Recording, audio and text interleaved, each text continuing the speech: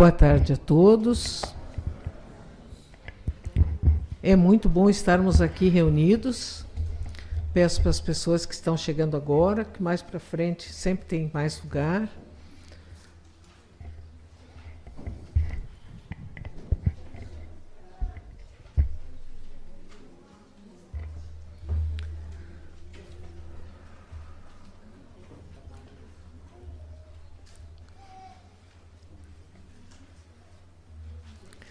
Nós temos hoje uma lição que é quase uma sequência da nossa palestra da semana passada, mas é uma sequência com vida própria.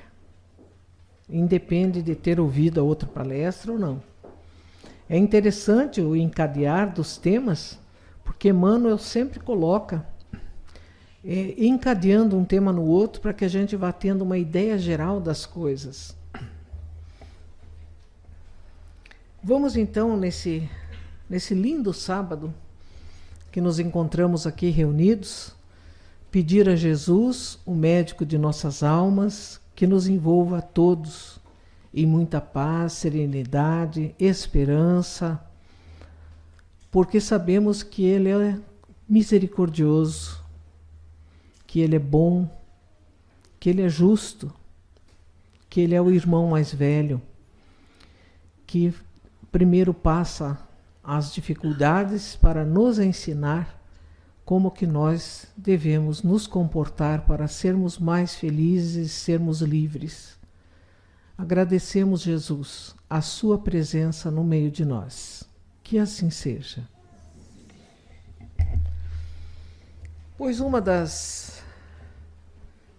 dos artigos do Código Penal da Vida Futura, o Código Penal da Vida Futura, não vamos nos esquecer que nós copiamos de lá, não foi eles que copiaram daqui, não. No artigo 7º, diz assim: o espírito sofre pelo mal que fez, de maneira que, sendo sua atenção constantemente dirigida para as consequências desse mal, melhor compreende os seus inconvenientes e trata de corrigir-se. Nós sofremos, e isso é uma coisa que nem precisamos explicar muito, mas na mesma hora em que nós agimos e cometemos um mal, aquele sentimento dentro de nós, aquela aflição, ela nos persegue até que a gente se sinta limpo. Vimos na semana passada que não adianta simplesmente se arrepender do mal que fez e chegar para a pessoa e dizer: desculpe, me perdoe. Você tem que passar esse período do desculpe, me perdoe, e você tem que corrigir esse mal. Você tem que, além de não fazer mais, você tem que fazer corretamente. E muitas vezes nós pensamos, mas se a pessoa não estiver mais conosco? Mas certamente que Deus colocará uma outra pessoa em quem a gente tenha que desculpar e aceitar o que ela faz, porque aí nós estaremos realmente nos limpando de tantos males que já causamos aos outros. E nesta página de hoje, a questão da doença da alma. Obrigada. É bem interessante, porque a gente olha para as pessoas e se a pessoa não tem uma doença física, a gente costuma dizer que ela é saudável. Mas como nós estamos todos aqui, que não é apenas uma prisão, mas é também um hospital de regeneração, todos nós temos marcas indeléveis em nossa alma. Senão nós não estaríamos aqui. Nós carregamos. E tem coisas que a gente esconde tão bem que só nós mesmos sabemos. Mas aquilo ali nos machuca. Né? Então ele começa dizendo que na forja moral da luta, em que temperas o caráter e purificas o sentimento, é possível, acredites, esteja sempre no trato de pessoas normais, simplesmente porque se mostrem com a ficha de sanidade física.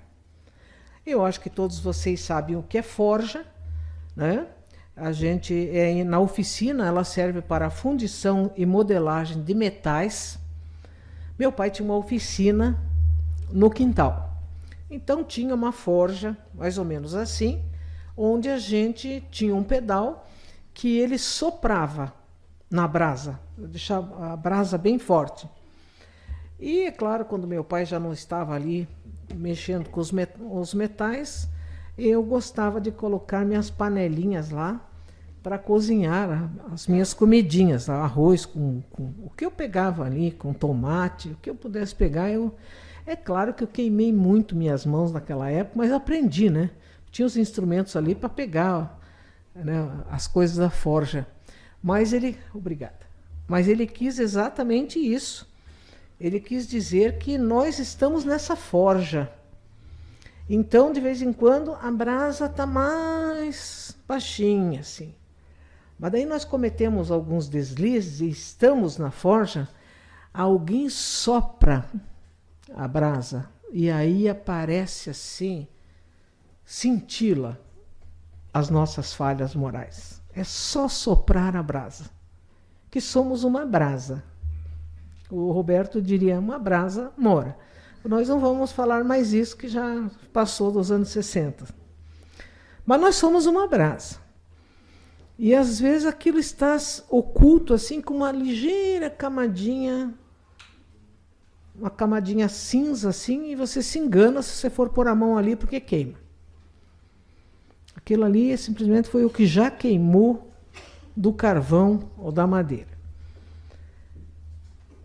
Ele diz assim, o Emmanuel, que é preciso sanar que as moléstias do espírito também devem se contar. E elas são mais graves do que as moléstias físicas, além do que muitas vezes estas, as morais, alimentam as físicas.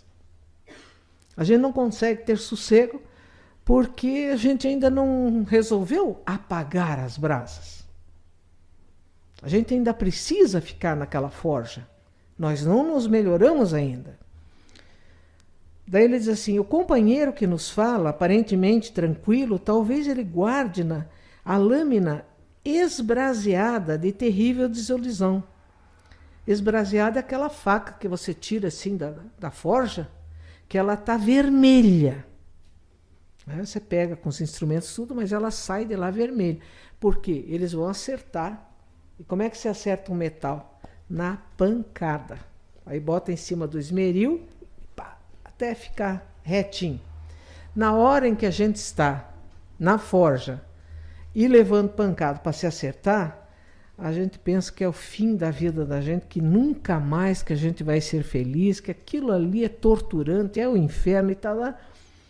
Mas quando a gente se encontra de repente como uma faca de fino trato, retinha, bonita, uma peça certa, valiosa, a gente sente que valeu a pena. Porque a gente entrou ali todo cheio de ruga, todo cheio de dente, e a gente sai uma beleza. Mas, passando pela forja e passando por dores. O fogo aqui é o símbolo da dor. Muitas vezes a irmã que nos recebe sorrindo, ela provavelmente carrega o coração ensopado de lágrimas. Porque a gente tem uma mania de pensar que quem está sorrindo é porque tem uma saúde excelente, dinheiro no bolso, tudo certo, uma casa, um carro, está tudo certo, os filhos não brigam, a família não briga, não tem problema. E a gente acha que aquele que está com aquela cara fechada, é um coitadinho, está sempre assim. Não, ele não é um coitadinho. Ele muitas vezes é um hipócrita. Ele quer que todo mundo ache que ele é coitadinho, para que ele não tenha que levantar e andar. Então a gente se engana. O que falta para a gente não se enganar? Falta a gente aprender a conversar com as pessoas. Mas não conversar só com as pessoas da sua eleição. Ah, mas essa pessoa vai ser ótima, eu vou conversar com ela, vou aprender muita coisa com ela e tal, vai ser uma troca maravilhosa, além da troca vai ter aquele cafezinho, vai ter bolo, vai ter... Não estou falando dessa pessoa, não. Pegue aquela pessoa que está produzindo em você uma sensação ruim em relação a ela. Ela parece muito antipática, ela parece esquisita. Converse. Vamos entender o que está passando por dentro dessa pessoa e aonde ela está engatando que ela não consegue sair daquilo. Às vezes nós surpreendemos amigos de olhos calmos, de frases doces, e eles nos dão a impressão do perfeito controle. Mas talvez amanhã ou depois nós vamos saber que essa pessoa está caminhando para a loucura. Porque tem várias espécies de doentes mentais.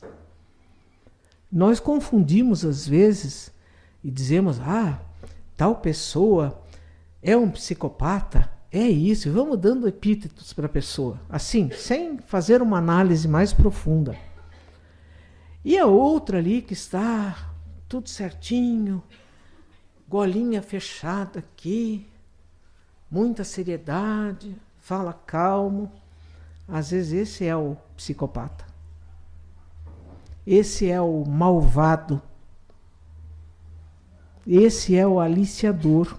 As aparências enganam. As aparências enganam. Quando a gente olha uma pessoa, costuma-se ver o que a pessoa está vestindo, quando isso não tem nenhuma importância maior. Você pode gostar ou não gostar. Problema seu. É a pessoa que está vestindo, cada um se veste como acha melhor. Mas se a gente acostumasse a olhar nos olhos das pessoas, a gente leria a alma delas, a dor delas, e poderia ajudar. Quantas pessoas, às vezes, você vai de braços abertos e a pessoa dá um abraço em você assim, de longe, ela pega com a pontinha dos dedos e esta mão aqui, ela empurra o teu ombro. Vocês já repararam? Ela bota só a pontinha do dedo aqui para você saber, não se aproxime. Não quero me encontrar com você. E com a outra mão ela põe no seu ombro para impedir você de se aproximar.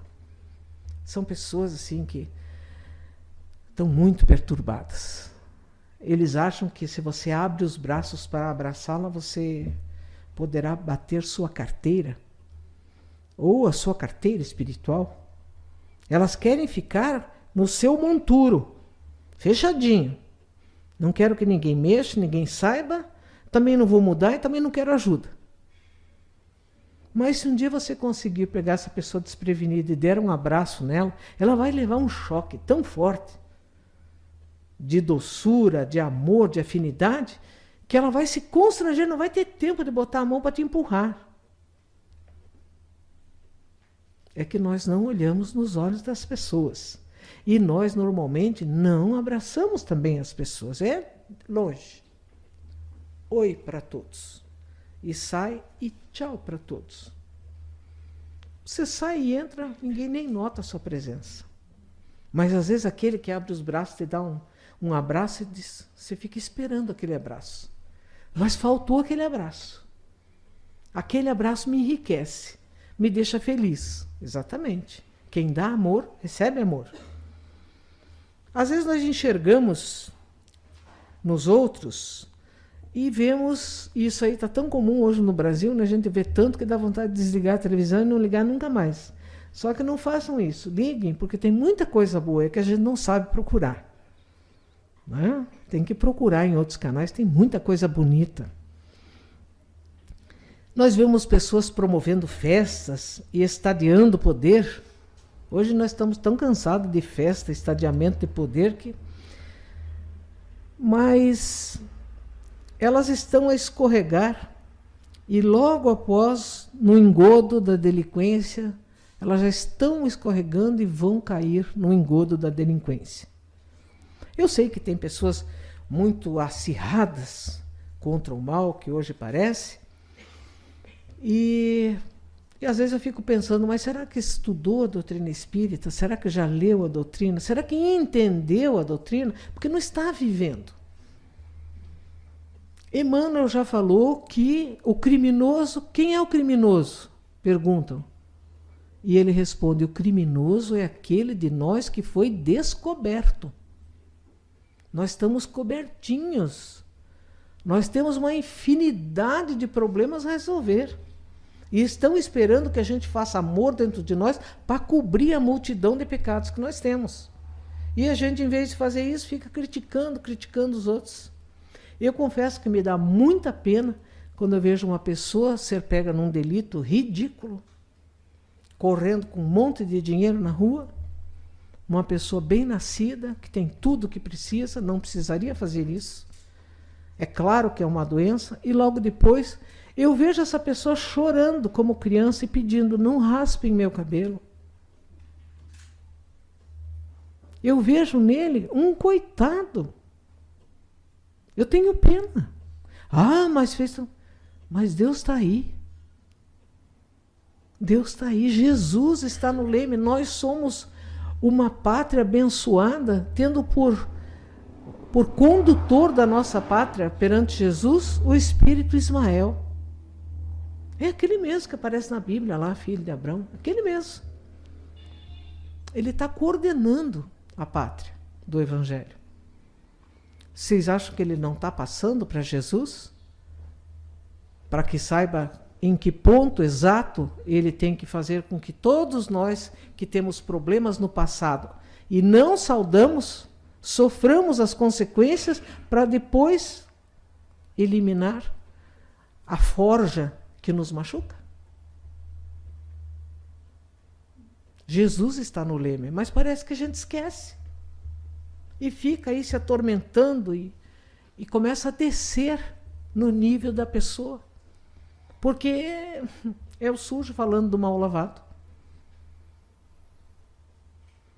Mas a palavra mais forte nessa lição de Emmanuel é a palavra compadecer. Ele pede para que a gente, quando olhe para essas pessoas, se compadeça delas. E o que é compadecer? É ter compaixão. É ser misericordioso. E um detalhe interessante dos dicionários. Ele diz que na Bíblia, ele traz a palavra em grego e traz a palavra em hebraico, e que elas querem dizer literalmente, o compadecer é agir com gentileza para com. Eu ter compaixão de uma pessoa é eu ser delicado com esta pessoa. Não precisa maltratá-la, ela já está sofrendo. E você não é melhor que ela. Nós não somos melhores. Estamos no mesmo barco.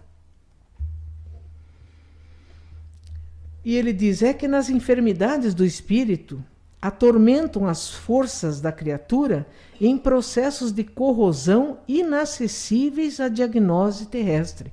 Traduzindo em miúdos, é aquele tipo de doença que você chega no médico e o médico examina você, pede exames, faz isso, faz aquilo outro, faz aquele outro.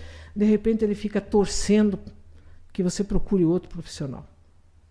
Você, pelo amor de Deus, você procura alguém que eu não sei o que fazer com você. Porque são doenças da alma. E a alopatia não cura a doença da alma. E muita gente não está preparado ainda para fazer homeopatia. Você tem que ter paciência para fazer homeopatia. Outra coisa, para nós que às vezes gostamos de mentir para o médico, na homeopatia, lascou-se quem mentir para o médico. Porque ele vai pegar aquilo que você disse e vai tentar tratar você, não é? Veneno de cobra cura-se com a própria cobra, o próprio veneno de cobra. Semelhante cura semelhante. Mas daí você quis fazer de conta que você é uma pessoa extremamente segura e tranquila. E qual é o seu problema? Ah, eu sou impaciente. Não, não pode. Ou você é impaciente ou você é seguro. Mas quando você começa a vender uma imagem que não é a sua, o coitado do médico se perde. Porque ele vai te dar um remédio, ele vai te fazer mais mal do que bem. Ah, mas aquilo é uma aguinha. Uhum. É.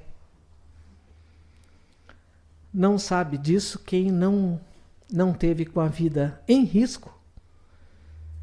E aquela aguinha salvou sua vida. E o médico que achava que era aguinha, chegou no dia seguinte e disse, oh, não acredito. E daí veio 7 vidrinhos de remédio e disse, você tomou isso? Porque já tinha dado de tudo. Nada fazia efeito. Quando tomei isso? 7 vezes aquele remedinho de 15 em 15 minutos, um vidrinho. Parou. Pois é. Aguinha milagrosa? É. Mas é preciso que a gente pense também que as doenças da alma, aqui às vezes é o egoísmo que ensombreia a visão. Ali é o ódio que empeçonha o cérebro. Acolá, o desespero mentaliza fantasmas. Adiante, o ciúme converte a palavra em látego de morte. A gente não pensa às vezes isso. Imagina que é ciumento, a gente brinca, mas eu ciumento? Claro que não.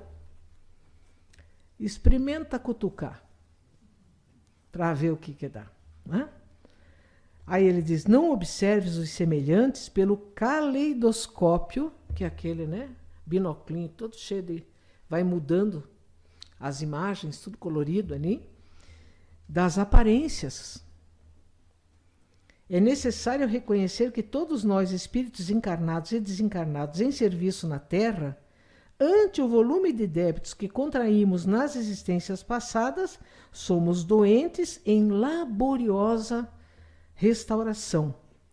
O mundo não é apenas escola, ele é também hospital, em que sanamos desequilíbrios recidivantes nas reencarnações regenerativas através do sofrimento, do suor, a funcionarem por medicação compulsória. Deixa assim que a compaixão retifique em ti próprio os velhos males que toleras nos outros. Quando eu tolero alguma coisa e perdoo alguma coisa dos outros, Deus está perdoando em mim aquilo que eu fiz, que é a mesma coisa que essa pessoa me fez. Se eu consigo perdoá-la, eu também sou perdoado.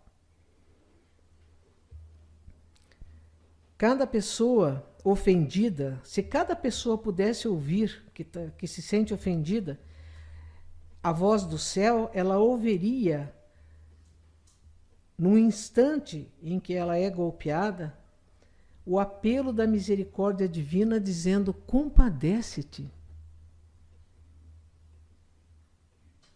E mesmo que se te vejas na obrigação de corrigir alguém pelas reações dolorosas das doenças da alma, que ainda trazes, compadece-te 1000 vezes antes de examinar uma só.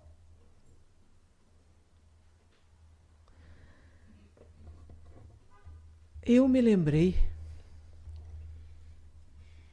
de uma passagem muito interessante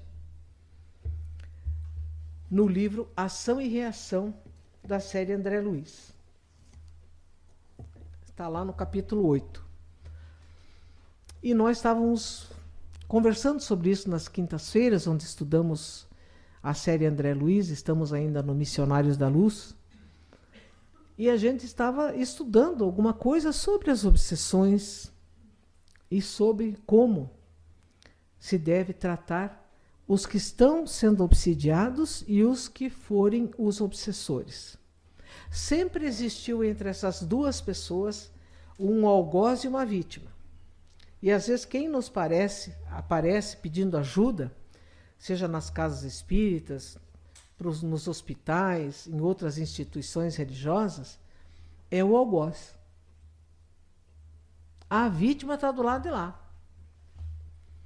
E a gente às vezes se pergunta, mas por que Deus consente? Deus consente porque você ainda deve. E ele não seria justo se ele deixasse que eu saio com trocentos crimes nas minhas costas, mas me dou bem. Aqui ninguém me acusou? Pois é, lá também não. Eu sigo minha vida, volto e não acontece nada comigo. Às vezes a gente vê isso, né? Ah, foi condenado para... Aqui nas leis brasileiras, 30 anos é o máximo. E a pessoa às vezes cometeu tanto crime que acumulativamente ela teria que viver 150 anos para poder pagar um dos crimes que ela cometeu. Às vezes é um crime duplo e tal, e tem todos os agravantes e tudo mais. E a gente pensa, eu pelo menos como espírita penso assim, ai meu Deus, você não sabe quantas encarnações você terá que viver para saldar essa dívida. Foi te dado 150 anos, olha, no mínimo 3 vidas você vai viver com bastante dificuldade, se você se sair bem, para você sanar essa dívida. E depois, às vezes, demoram 200, 300 anos para essa vítima ser colocada de novo na comunidade onde nós vamos reencarnar. Difícil, não é fácil. Por isso que a gente deve perdoar o outro enquanto a gente anda com ele aqui. Enquanto tem luz, é estar aqui junto com ele. E nós encontramos lá uma obsessão muito grande que um rapaz estava sofrendo e não sabia o que fazer com ele, estava extremamente perturbado, quando foram procurar, através da prece, foram procurar uma ajuda numa casa espírita. Então, os trabalhadores da espiritualidade resolveram ajudar. E nessa escalada em que eles estavam tentando ajudar, saber o que aconteceu com um, aconteceu com o outro, eles ficaram sabendo do seguinte, que o pai daquele rapaz, ele tinha cometido um crime hediondo. Ele queria ficar com todas as propriedades da família e não dividir com os 2 irmãos. Então ele deu bastante bebida, e na bebida tinha alguma coisa que fizesse dormir, alguma medicação, e ele tomou um pouco, mas deu bastante para os irmãos e foram para um barco lá e foram para o meio do rio. E quando chegou lá, os irmãos adormeceram e ele jogou os 2 irmãos no rio e eles morreram afogados. Para a justiça divina, para a justiça da terra, o que aconteceu? Ah, fez toda uma encenação, meu Deus do céu, meus irmãos caíram e caíram na água, eu que consegui nadar e me salvar, e não aconteceu nada com ele. A pior coisa que acontece é alguém passar aqui na Terra incólume dos erros que cometeu. Do lado de lá fica muito mais grave. Aí o que acontece? Os 2 morreram, souberam na hora o que o irmão fez, que foi o irmão que os matou, e resolveram se vingar. Mas esse irmão também não ia viver para sempre. Passou um tempo, esse irmão morreu, e sei lá para onde que ele foi. Mas ele deixou um filho. E esse filho começou a ser obsidiado terrivelmente pelos 2 tios. E daí eles pensaram, como é que nós vamos fazer? Porque eles têm os seus motivos, têm suas razões. E como é que nós vamos fazer para tratar? Aí resolveram, estava André Luiz, nesse livro a gente vai ver a presença de Gúbio e a presença de outros, né, tão importantes doutrinadores lá e espíritos já iluminados, mas ele manda que vá um espírito Silas, acompanhando André Luiz, conversar com o obsessor que tivesse mais enraivecido. E o que estava mais enraivecido era Leonel.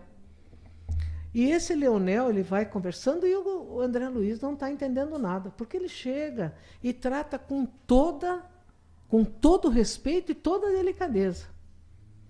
Olha, meu irmão, eu gostaria de saber como que acontece para que você tenha a entrada na cabeça desse rapaz tão forte que ele está praticamente enlouquecido e vocês insuflando a ideia de suicídio na cabeça dele. Como que você consegue entrar assim na cabeça dele?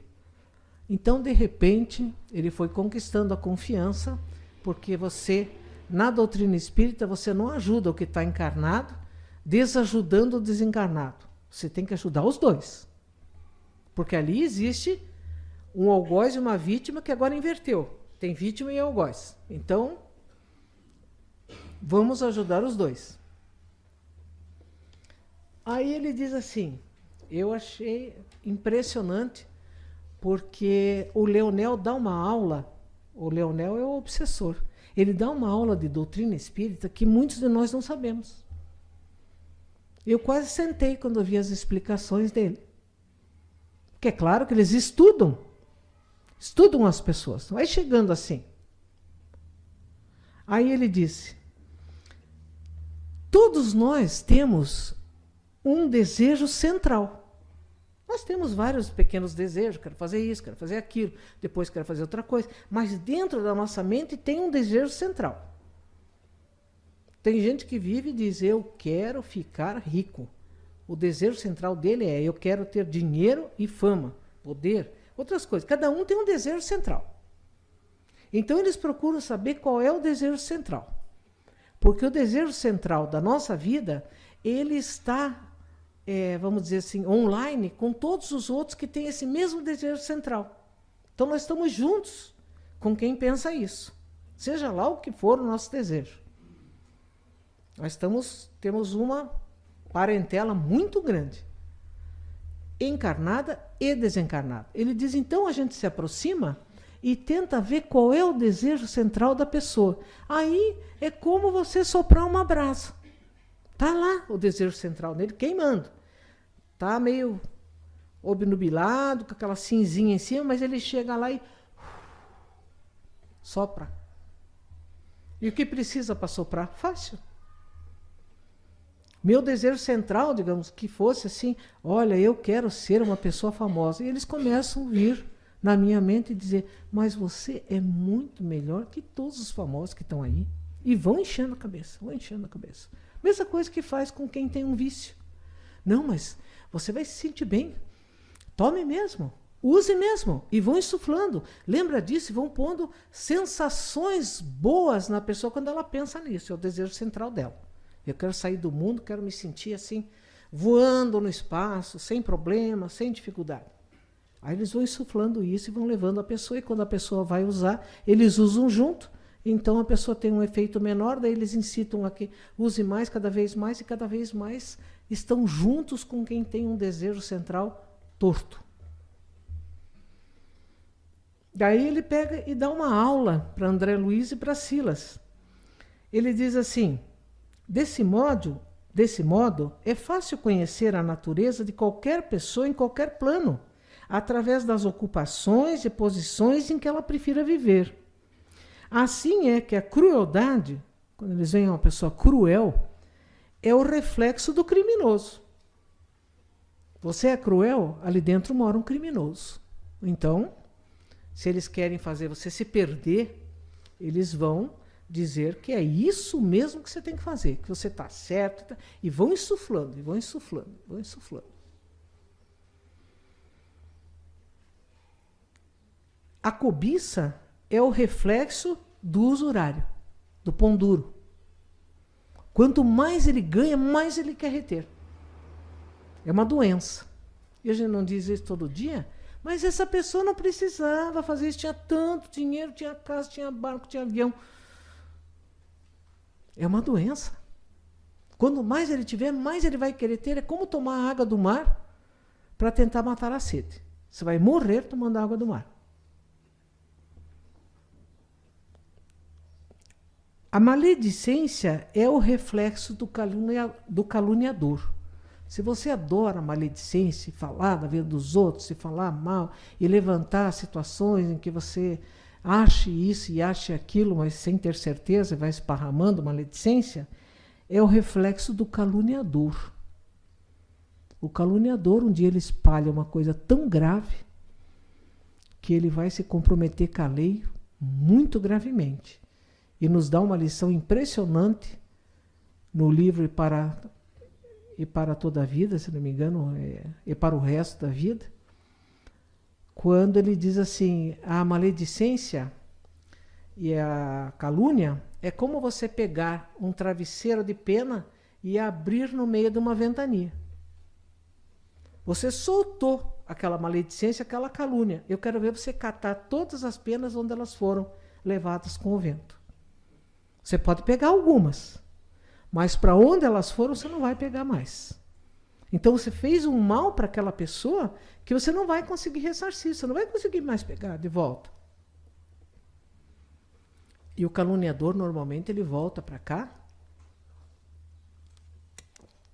em condições muito tristes da fala e da visão também.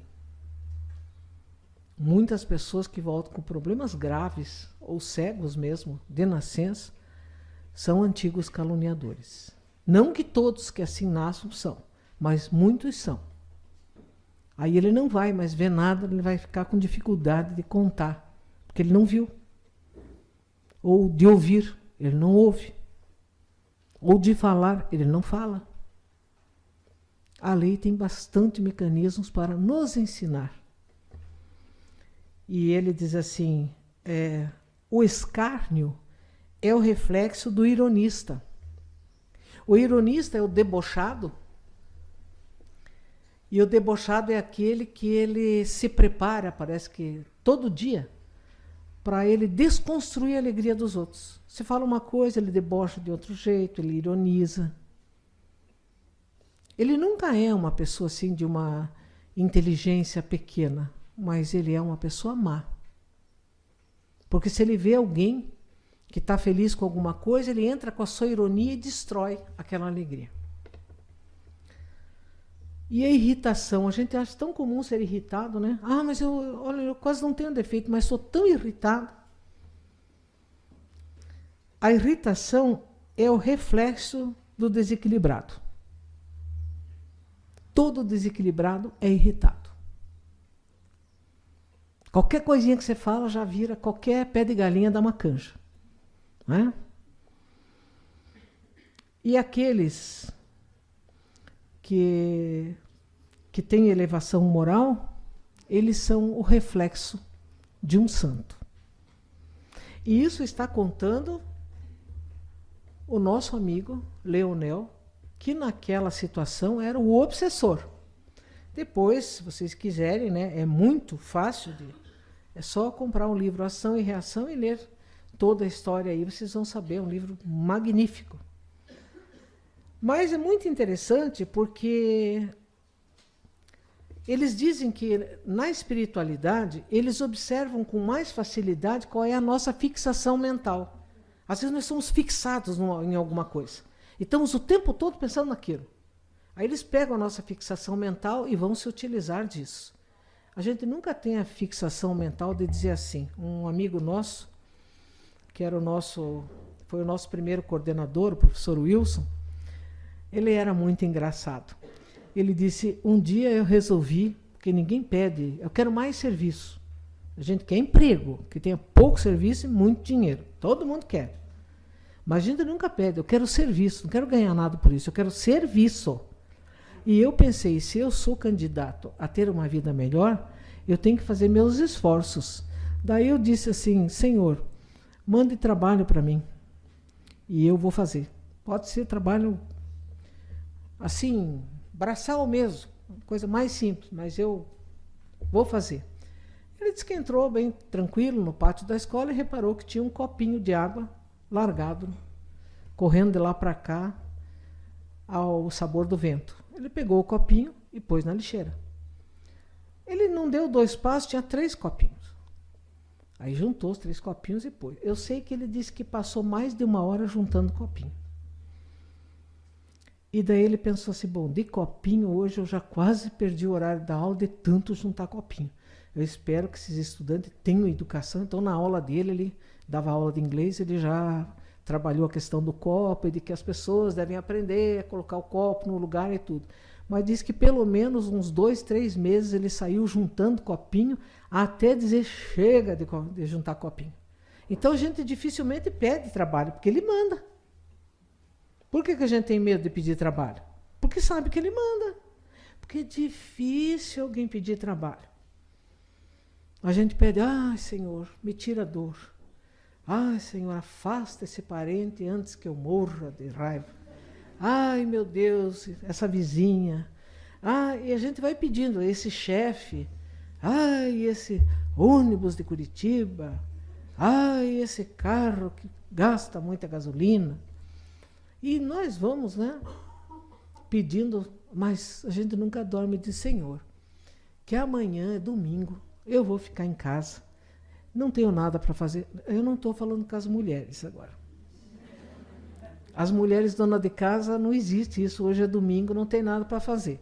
Estou falando com as solteiras e com os homens em geral. Alguns, né? Me manda o serviço, porque vem. E vem até de outras casas pedindo para você interagir, né? Porque você pediu o serviço. Então eles dizem assim, sabe como é que nós conseguimos ver no mundo espiritual quem tem fixação mental e quem é encarnado, distinguir o encarnado do desencarnado? O encarnado está sempre meio sonâmbulo, ele anda assim, meio dormindo, devagar, ele está quase no estado sonâmbulo, ele está sempre meio dormindo. O desencarnado é aceso, é vivo. E nós chamamos, né? O pessoal de lá, morreu. E às vezes eu tenho vontade de perguntar, e você está vivo? Porque tem gente que está assim, sabe, difícil. E ele diz assim, os encarnados, quando nós vemos aqui na vida espiritual, eles agem sempre inconsciente e fazem tudo sem pensar. A gente faz muitas coisas automáticas, você nem pensa naquilo, vai fazendo, mas você não pensou no que você fez, é automático. Da mesma maneira, às vezes nós fazemos prece. Você se distrai 1 minuto numa palavra, você tem que voltar, porque você nem sabe onde é que você estava. O que vale essa prece? Desculpe. Nada. Se a gente acha que prece é repetição de palavras sem parar, pode parar. Sem trocadilho. Porque não é isso. Prece é sentimento. Prece vem do os ores, orar. Abrir a boca da alma para conversar com Deus. Nós conversamos com Deus quando amamos seus filhos, quando amamos a natureza, quando respeitamos a natureza, quando respeitamos seus filhos e quando respeitamos os 10 mandamentos. São só 10. Só 10 para respeitar. E respeitando o primeiro, respeita todos os outros. Aí o obsessor disse, eles estão que nem sonâmbulo por aqui, ideia fixa, só pensando na mesma coisa. Aí a gente chega perto e sopra a brasa. Pronto. Temos na mão. E eu lembrei de que Paulo fala uma frase que também a gente pode ler em Isaías, mas Paulo usa tanto em Hebreus o mesmo pensamento de Isaías, mas em Efésios é mais repetido, é uma frase que a gente conhece bem. Ó tu que dormes, desperta e levanta-te de entre os mortos, e Cristo te esclarecerá. Acorda, ó tu que dormes, de entre os mortos, junto com os mortos. Mortos são aqueles, tanto faz encarnados, desencarnados, que fazem tudo que nem um sonâmbulo, assim, vão porque não tem outro jeito de não ir. Acorda, presta atenção no que se faz. Se liga, se liga. E saia de entre os mortos, torne-se um vivo. Vivo. E próprio Cristo vai te esclarecer aqui e aqui. Essa é a mais alta de todas as capelas, como nos diz a nossa querida poetisa Alta de Souza. E aqui, quando você pergunta, o Cristo te esclarece. E desta forma nós vamos ver que, sendo esclarecidos por Ele, aquele mal que a gente não consegue entender por que entrou na nossa vida, nós temos os elementos para superar. Se você estiver com o corpo fragilizado, mas a mente acesa, alerta, você vai ser esclarecido até do seu próprio estado. E eu lembro sempre do Chico, naquela passagem lá do avião, quando ele começou a gritar como todo mundo, que o avião estava caindo, e Emmanuel se aproxima dele e diz: morra, mas morra com educação. Primeiro ele chegou e disse: o que é isso? Daí o Chico diz: não vê que nós estamos morrendo? O orientador não disse: o avião não vai cair, vocês não vão morrer. Ele não disse. Não tem antecipação. Ele disse: dê exemplo. Você está aqui para dar exemplo para os outros. Mas que está gritando junto: ai, valha-me Deus, não sei o quê. Dê exemplo, morra, mas morra com educação. E eu sempre penso: eu também quero morrer com educação. Porque morrer é desligar-se do corpo. Quando tiver que desligar, vamos tentar morrer com educação, não deixar toda a família enlouquecida. Porque se nós vivemos que nem sonâmbulos, nós somos doentes da alma. E nós estamos aqui nesta casa para aprender a curar as nossas almas com o compadecer-se dos outros, com a misericórdia, com não criticar e com tentar ser melhor do que aquilo que nós estamos criticando. É para isso que nós viemos. Por isso que nós recebemos essa mensagem maravilhosa que é o remédio salutar. Nesse momento nós vamos receber a medicação do passe, que os médiuns vão transferir a energia que está sobre todo o salão, sobre todos nós, para aqueles que necessitarem de uma ajuda mais iminente, uma ajuda mais própria. A medicação, que é a água fluidificada, ela nunca está isenta da medicação daquele que vai tomar.